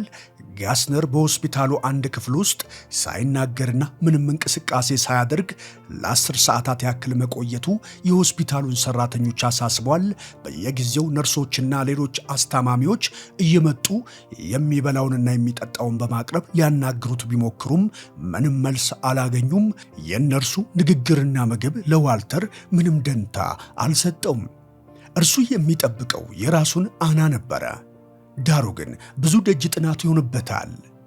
በኤሌጊያታ ሲሞኔታ ፓላዚ የመኖሪያ ቤቷን ስልክ እጀታ አንስታ በስልክ ውስጥ የምታናግራትን አንድ ሴት ድምፅ ታዳምጥ ነበረ። ስሜ ዶናቴላ ስፓሊኒ ይባላል የኔም ቤት አለቻት ሴትየዋ። ከዚህ በፊት እንኳ ተገናኝተን አናውቅም ሚስ ፓላዚ፣ ግን ብዙ የጋራ ጉዳይ አለን። ለምሳ ከፒያዛ አደባባይ በሚገኘው የህዝብ መዝናኛ ብንገናኝ ደስ ይለኛል። ነገ በ7 ሰዓት ቢሆን ይመችሻል አለቻት። ሲሞኔታ በማግስቱ በተመሳሳይ ሰዓት በቁንጅና ሳሎን ቀጠሮ ነበራት። ሆኖም ስለዚህኛው ሁኔታ ለማወቅ ስለጓጓች ቀጠሮውን ተቀበለችና እሺ እገኛለሁ ብላ በመመለስ ለመሆኑ ማንነትሽን እንዴት ላውቅ እችላለሁ በማለት መልሳ ጠየቀቻት። 3 ወንድ ልጆቼን አስከትዬ እመጣለሁ። በሌቪስኔት በሚገኘው ቪላ መኖሪያ ውስጥ የቆያትን አንድ መልእክት ታነብ ነበረ። መልእክቱ የተጻፈው በቻርለስ ነው። ቻርለስ ትቷት መሄዱን በመልእክቱ ገልጾላታል። ሁለተኛ አታገኝኝም ይላል ጽሑፉ። ፍለጋዬን ባትጀምር ይሻላል። ሄለን ወረቀቱን በጫጭቃ ጣለችው። እንደገና አየዋለሁ፣ ከየትም ፈልጌ አገኘዋለሁ ብላ ገመተች። በሮም መርማሪ ማክስ ሆርኑክ ከሊዮናርዶ ዳቪንቺ አውሮፕላን ማረፊያ ይገኝ ነበረ። ላለፉት 2 ሰዓታት ወደ ሳርዲና መልእክት ለማስተላለፍ ሙከራ እያደረገ ነው። ሆኖም በረዶ ቀላቅሎ በሚጥለው ኃይለኛ ዝናብ የተነሳ ከሳርዲና ጋር ያለው ግንኙነት ተቋርጧል። ማክስ ስለ ሁኔታው ለመነጋገር ወደ አውሮፕላን ማረፊያው ስራ አስኪያጅ ቢሮ ሄደ። ወደ ሳርዲና በሚበር የመጀመሪያው አውሮፕላን ላይ መሳፈር አለብኝ አለ ማክስ። እመነኝ፣ ነገሩ በሕይወትና በሞት መካከል ያለ አሳሳቢ ጉዳይ ነው። የአውሮፕላን ማረፊያው ስራ አስኪያጅ አባባልህን ተቀብያለሁ ጌታዬ፣ ግን ምንም ለማድረግ አልችልም። ሳርዲና በአሁን ጊዜ በሁሉም አቅጣጫ ከሌላው የሀገሪቱ ክፍል ተቋርጣለች። አውሮፕላን ማረፊያውም ተዘግቷል። ጀልባዎች እንኳን ወደዚያ መሄድ አቁመዋል። አውሎ ነፋሱና በረዶ ካልቆመ ወደ ደሴቲቱ ሲሄድና ከዚያም ደግሞ ሊመጣ የሚችል ምንም ነገር የለም አለው። ታዲያ ይህ የሚያበቃው መቼ ነው ብሎ ማክስ እንደገና ጠየቀ። ሥራ አስኪያጁ ከግድግዳው ላይ የተሰቀለውን ካርታ ለማየት ዞር አለና ምናልባት በሚቀጥለው 12 ሰዓታት ውስጥ ሁኔታው ይሻሻል ይሆናል ብሎ ተናገረ።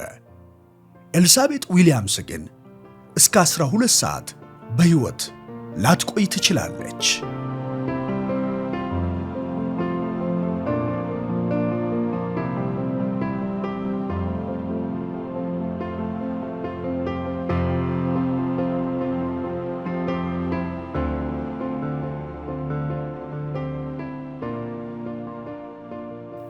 ጨለማው እየበረታና የጨረቃዋ ብርሃን እየተዳከመ የመጣ ሲሆን ከጨለማ ውስጥ የማይታወቁ ጠላቶች ወጥተው ኤልሳቤጥን የሚተናኮሏት ይመስላት ነበር።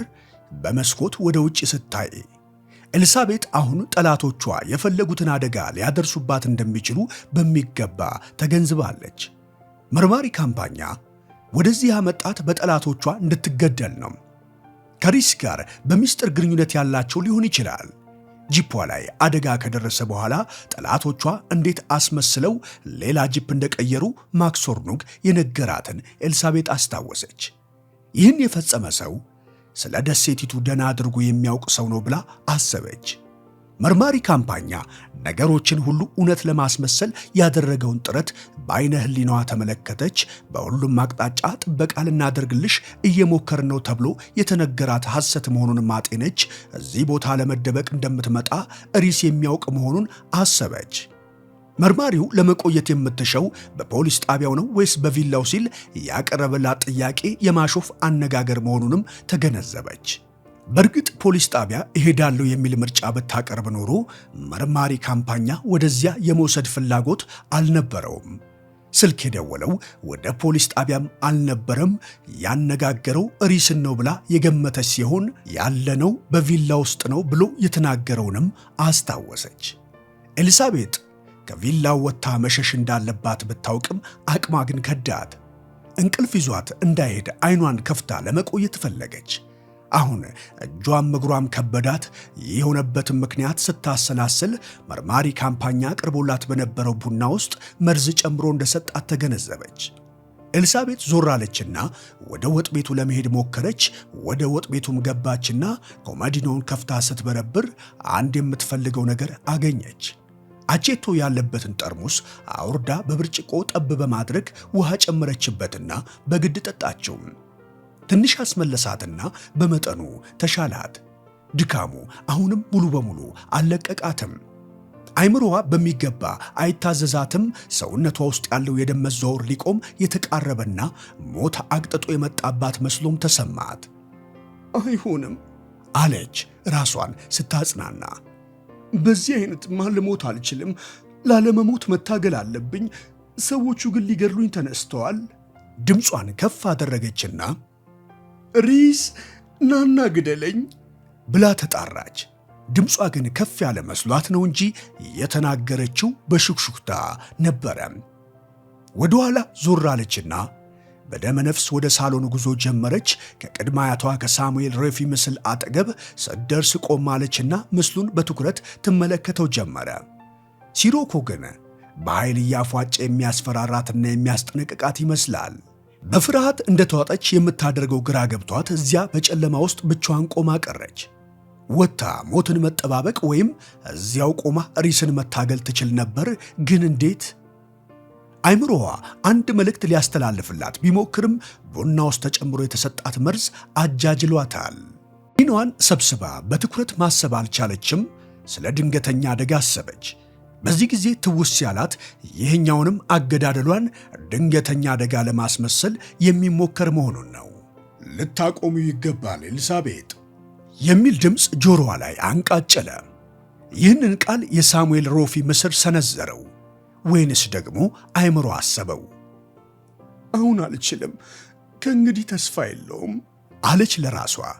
አይኗን ከደነችና በተመስጦ ለማሰብ ሞከረች። አሁን በተኛች ደስ ይላት ነበር።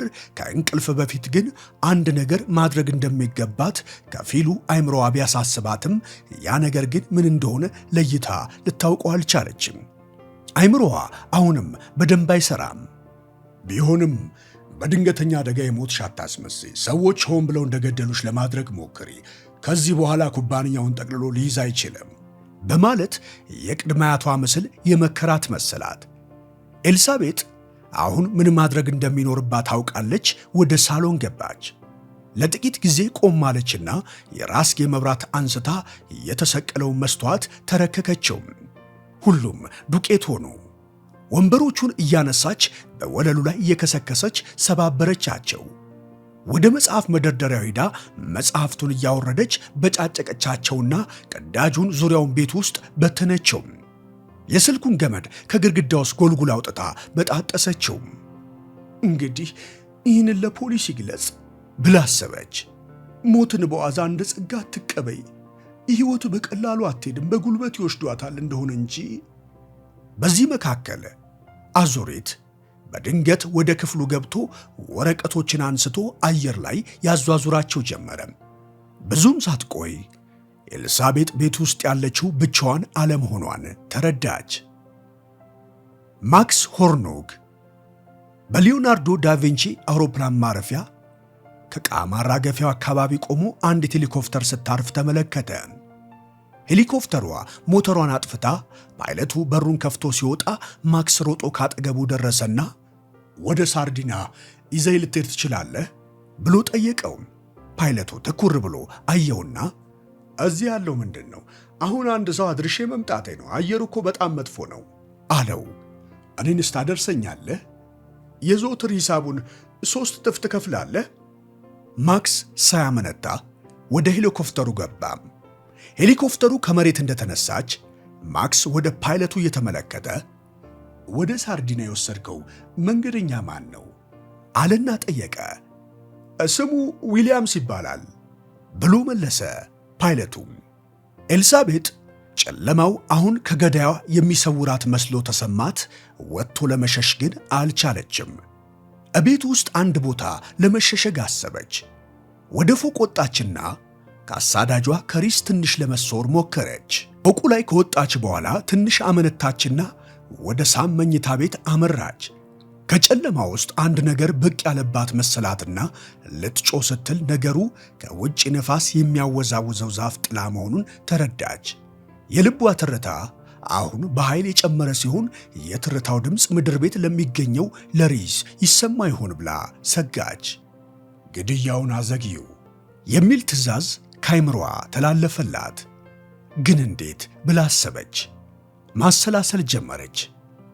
ቅድሚያቴ ሽማግሌው ሳሙኤል በኔ ቦታ ቢሆን ምን ያደርግ ነበር የሚል ሐሳብ መጣባት። ወደ መኝታ ቤቱ ገባችና ቁልፍ አውጥታ የመኝታ ቤቱን የውጭ በር ከውጭ ቆለፈችው። ይህን እንደ ክራውኮው ቁጭራ ሰፈር የጀጎል በር ቆጠረችው።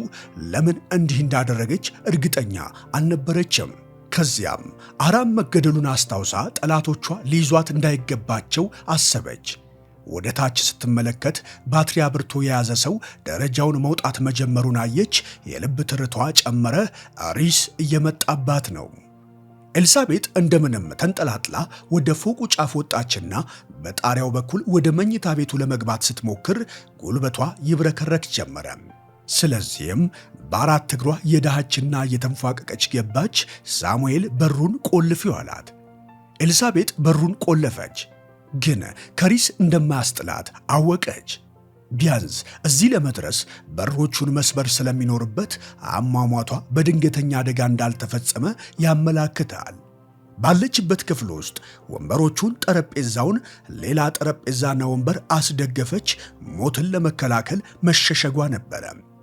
ከታች ከምድር ቤት ዕቃ መሰበሩን የሚጠቁም ድምፅ ሰማች። ድምፁ 2-3 ተደጋገመ።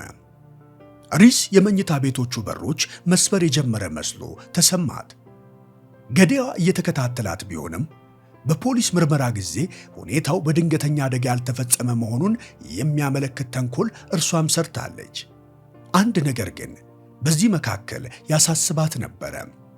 ሪስ አሟሟቷ በድንገተኛ የደረሰ እንዲመስል የሚፈልግ ቢሆን ኖሮ ለምን በሮቹን በዚህ አይነት ይሰባብራል? ወደ መስኮቱ ተጠግታ ወደ ውጪ ለመመልከት ሞከረች። ከስሯ ባህር የሚታይ ሲሆን ከዚህ ክፍል ማምለጥ የማይቻል መሆኑንም ተረዳች። ኤልሳቤጥ ራሷን የምትከላከልበትን መሳሪያ ለማግኘት ብትጥርም በአካባቢዋ ምንም ነገር እንደሌለ አወቀች። በጨለማ ውስጥ ሆና ገዳዩዋን ትጠባበቀው ጀመረ። አሁን ሪስ የሚጠብቀው ምንድን ነው? ቁሳቁሱን መስበሩን ቀጥሎ ለምን ወደ እርሱ አይመጣም? ሪስ አሁንም አስክሬኗን አንስቶ ቆሻሻ ውስጥ ቢጥለው አሟሟቷ በድንገተኛ አደጋ የተፈጸመ መሆኑን የሚያስረዳበት አመቺ ሁኔታ የለውም። ራሷን በራሷ ቦታ አድርጋ ስታስብ ይሄ ሁሉ ፖሊስ ሳይደርስበት በሌላ በምን ዘዴ ሊገድለኝ ይችል ይሆን ብላ አሰበች። አንድ ዘዴ ብቻ ነበረ። ኤልሳቤጥም ስለ እርሱ ማሰብ ስትጀምር ጢሱ ሸተታት።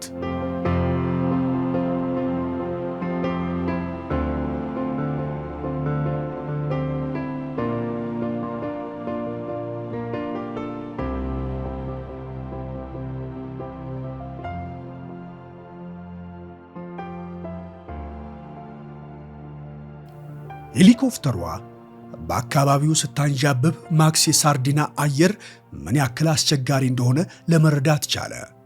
የሄሊኮፕተሯ ፓይለትም አሁን ደግሞ በጣም ብሶበታል፣ ማረፍ የምንችልም አይመስለኝም ብሎ ተናገረ። ማረፍም አለብህ አለ ማክስ በቁጣ አነጋገር። ወደ ፓርቶ ሰርቮ እናምራ። ፓይለቱ ወደ ማክስ ዞር አለና ያ ቦታማ በተራራ ጫፍ ላይ እኮ ነው ያለው ብሎ ተናገረ። አውቀዋለሁ አለ ማክስ። እዚያ ልታርፍ ትችላለህ? እዚያ አረፍኩ። እዚህ ድላችን የመነመነ ነው። ጭሱ ከታች ወደ ላይ እየገሰገሰ ኤልሳቤጥ ያለችበትን ክፍል ማፈን ጀመረ። የእሳት ወላፈን ድምፅም ተሰማት። ኤልሳቤጥ ነገሩ ምን እንደሆነ ብትገነዘብም ሕይወቷን ለማዳን እንዴት እንደምትችል ግን ጨነቃት። እዚች ጠባብ ቤት ውስጥ ተጨምዳለች።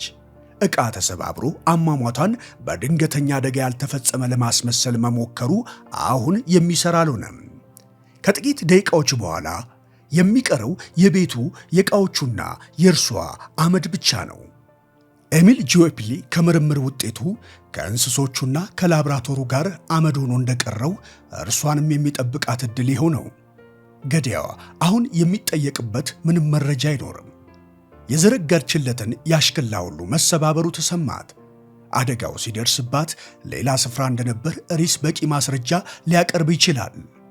ጢሱ ወደ ክፍሉ ውስጥ እየገባ ያፍናት ጀመረ። የእሳቱ ነበልባል ምላስ በመዝጊያው ስንጥቅ ሲገባ ወላፈኑ ይሰማት ነበረ።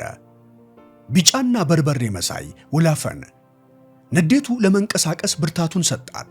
ተንጠልጣዩን በር ከፍታ ባንኮኒው ላይ ቆመች።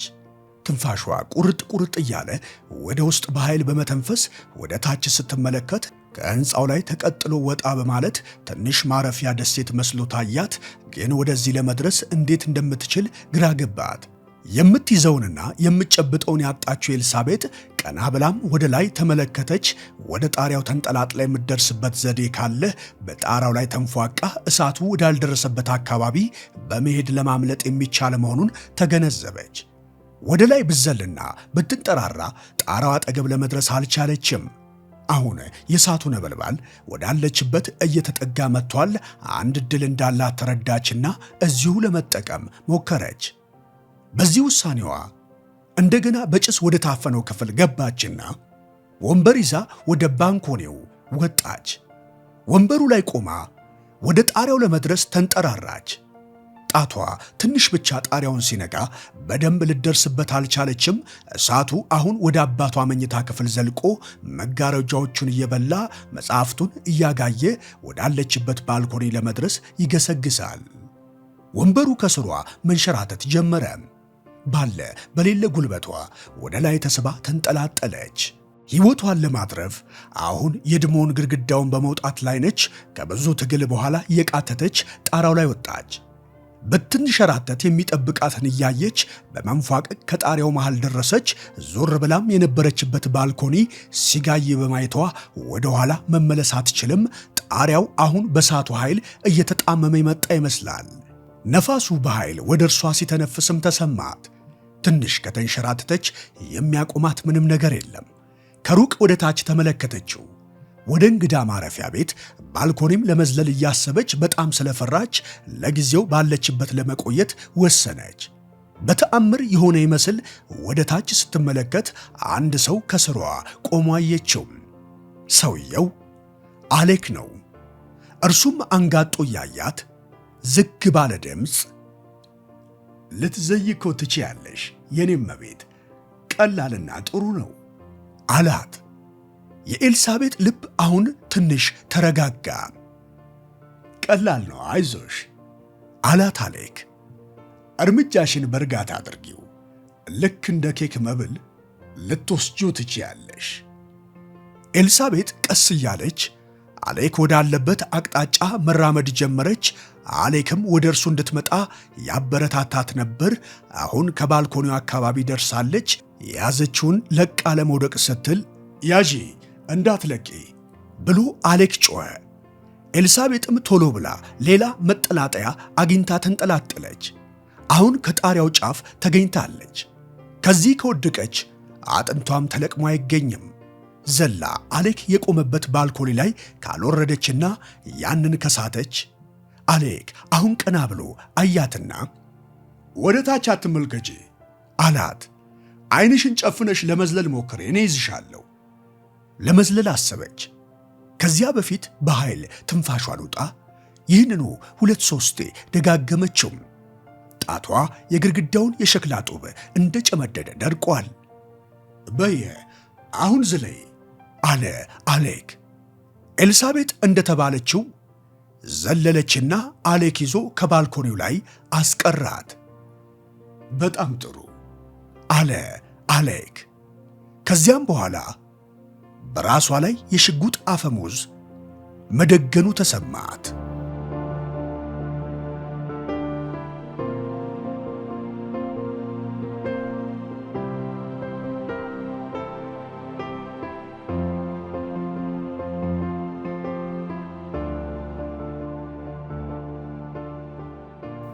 ሄሊኮፕተሯ በሳርዲና ደሴት ላይ በጣም ዝቅ ብላ ከዛፎች በላይ ትበር ነበረ።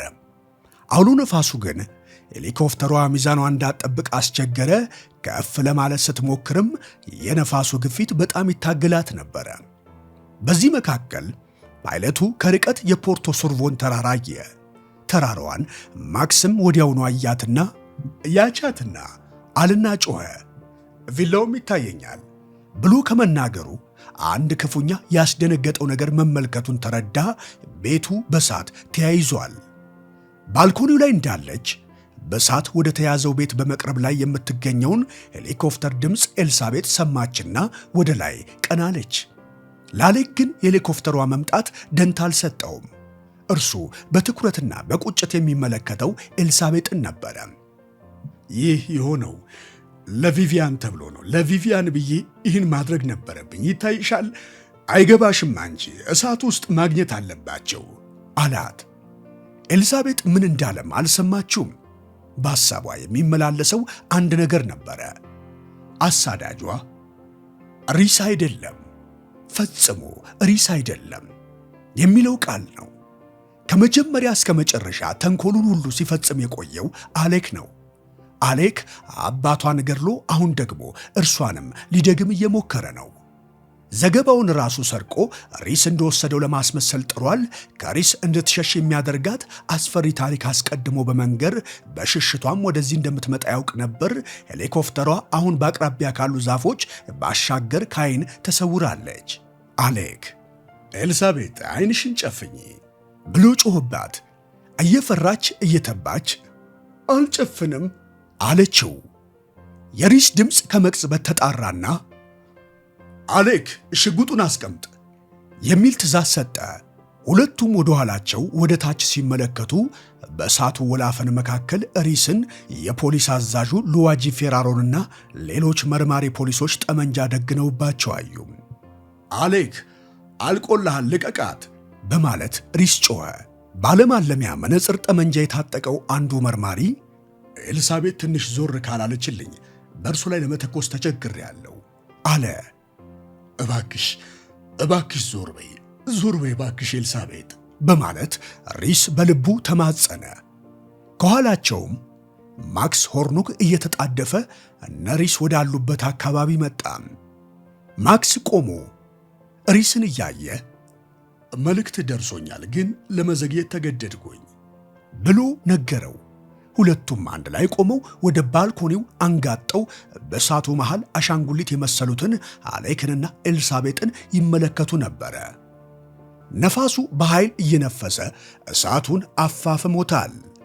ከእሳቱ የሚወጣው ብርሃን የአካባቢውን ተራራ ከጨለማ አላቆታል። ኤልሳቤጥ ዞር ብላ አሌክን ስትመለከት የነፍሰ ገዳይ ጭንብል በማድረጉ ዓይኗ አይታይም ነበር። እርሱም ትንሽ ራመዳልና ወደ መስኮቱ ተጠጋም። ከታች ያለው መርማሬ ይህኔ አሁን በኢላማ ውስጥ ገብቶልኛል አለና የጠመንጃውን ቃታ ሳበው። አንዴ ሲተኩስ አሌክ ወደ ኋላው ተሽቀነጠረና ወደ እሳቱ ውስጥ ወደቀ። ከጥቂት ሴኮንዶች በፊት በባልኮኒው ላይ 2 ሰዎች ቆመው ነበር። ከዚያ በኋላ ግን አንድ ብቻ ቀረ። ኤልሳቤጥ ሪስ አለችና ጮኸች። እርሱም ወደ እርሷ መሮጥ ጀምሯል። ሪስ ቶሎ ብሎ አቅፎ ተሸከማትና ከእሳቱ ሊያድናት ተሽሎክልኮ ወደ ታች ወረደ። ውጭ አውጥቶ በሳሩ ላይ ዓይኗን ከድና እንደተንጋለለች እወድሻለሁ ኤልሲ፣ አፈቅርሻለሁ የኔ ፍቅር አላት ወደ ጆሮዋ ተጠግቶ። ድምፁን ብትሰማም መልስ ልትሰጠው አልቻለችም። ዓይኗን ገለጥ አድርጋ ስትመለከተው ስለ እርሷ ያለውን ፍቅር ጥልቀት በደንብ ተረዳች። እስካሁን ድረስ እርሱን ያላግባብ በመጠርጠሯም የህሊና ጸጸት ተሰማት። በቀረው የሕይወት ዘመኗ የፈጸመችበትን በደል ለመካስም ወሰነች። ብዙ ልትነግረው ብትፈልግም ብዙም የምትነግረው ቢኖራትም ከድካሟ የተነሳ ስለ እርሱ ማሰብ አልቻለችም። ድርጊቱ በሌላ ሰው ላይ በሌላ ቦታና በሌላ ጊዜ እንደተፈጸመ ሆኖ ታያት። ዋናው ቁም ነገር እርሷና ሪስ እንደተለያዩ ያለመቅረታቸው ነው። ብርቱ ክንዱ አቅፎና ደግፎ እንደያዛት ተሰማት። ለዘላለም በዚሁ አበቃ።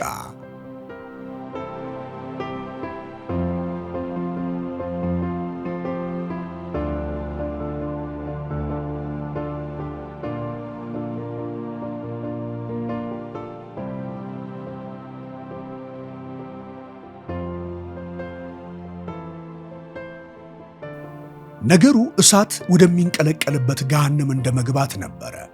ጢሱ ቡልቅ እያለ ክፍሉን በመሙላት ወደ ላይ እየተምዘገዘገ ይበተን ነበር። እሳቱ እየተፈናጠረ በአሌክ ላይ በመውደቅ ጸጉሩን አንጨረጭረው። እሳቱ ሲንቦለቦል እርሱ ሊቋቋመው የማይችለው እንደ እሳት አደጋ መኪና ድምፅ የሚፈራው የቪቪያን ድምፅ ሆነበት። በጨለማው መሃል ድንገት በተፈጠረው ገግታ ቪቪያን ታየችው።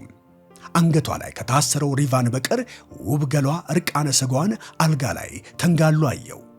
ሪቫኑ ለመጀመሪያ ጊዜ ከእርሱ ጋር ፍቅር ሲሰሩ አስራው የነበረ ነበረ። እንደገና ስሙን ጠራችው በጉጉት። በዚህ ጊዜ የፈለገችው ሌሎችን ሳይሆን እርሱን ነው። እርሷም ተጠጋችውና በማሾካሾክ አንተን ብቻ ነው እስከ ዛሬ ወደድኩት አለችው። አሌክም አመናት። ለፈጸመችው ድርጊት መቅጣት ነበረበት። ነገር ግን ሌሎች በእርሷ ኃጢአት እንዲገቡበትን በማድረግ ብልጥ ሆኗል። ለእርሱ ዋና ዋና ጥፋቶች ግን እርሷ ተቀጣበታለች።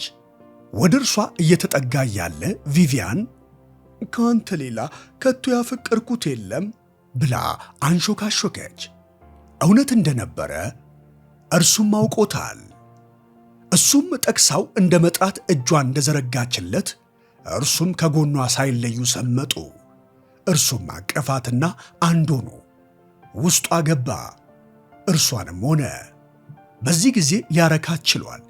የተሰማው ደስታ ከልክ በላይ በጣም ያሰቃየ ሆነ።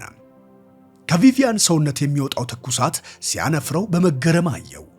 ይባስ ብሎ በአንገቷ ላይ የታሰረውም ሪቫል ነበልባል ሆኖ ሲልሰው ሲዳብሰው ተሰማው። ቀጥሎ ባለው ቅጽበት ከጣራው ላይ የቶን ጮራ 2 ምላስ አውጥቶ እየተንቦገቦገ በአካሉ ላይ ወደቀበት። አሌክ እንደ ሌሎቹ ሁሉ ሕሊናውን ስቶ በስቃይ ሞተ። በሬ ካራጁ ተፈጸመ።